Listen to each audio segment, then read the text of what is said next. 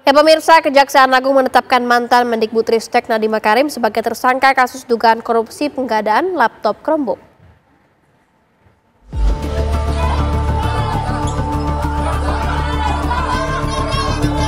Kapuspenkum Kejaksaan Agung Anang Supriyatna mengumumkan status mantan Mendikbudristek Nadiem Makarim sebagai tersangka kemarin. Sebelumnya 3 kali Nadiem menjalani pemeriksaan, bahkan sempat dicegah keluar negeri sejak 19 Juni lalu. Nadiem Makarim ditetapkan sebagai tersangka setelah penyidik menemukan alat bukti dan telah memeriksa sejumlah saksi dalam kasus ini. Pegiat anti korupsi Saur Siagian melihat seharusnya kejaksaan bisa menelisik lebih dalam, termasuk dugaan kemungkinan pihak lain yang terlibat. Ya. Misalnya yang paling sederhana, misalnya dari konstruksi hukum, Mbak Rati. Siapa provider PT Jirex ini misalnya? Ya kan, mengapa misalnya PT ini, apakah misalnya katakanlah tendernya sudah benar? Atau jangan-jangan, ya ini kan pertanyaan standar sebagai seorang katakan analis hukum.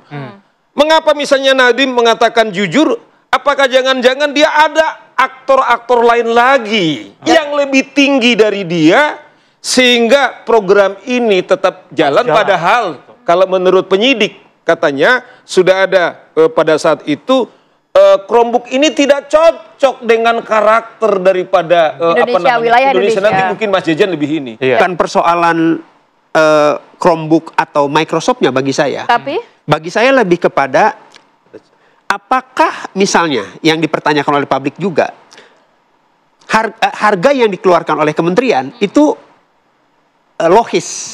Masuk akal nggak nih? Masuk akal nggak? Katanya kan 10 juta, kemudian diklarifikasi oleh Bang Nadiem, Mas Nadiem 6 juta.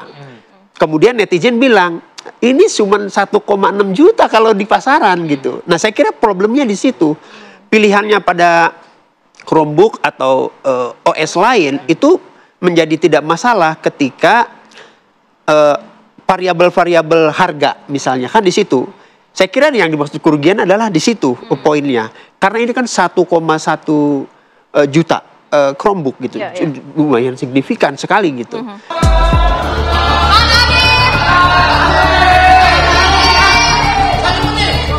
Sebelumnya Kejaksaan Agung telah menetapkan 4 orang sebagai tersangka dalam kasus dugaan korupsi Kemendikbudristek dalam program digitalisasi pendidikan periode 2019-2022 dan diduga menyebabkan kerugian negara hingga 1,98 triliun rupiah.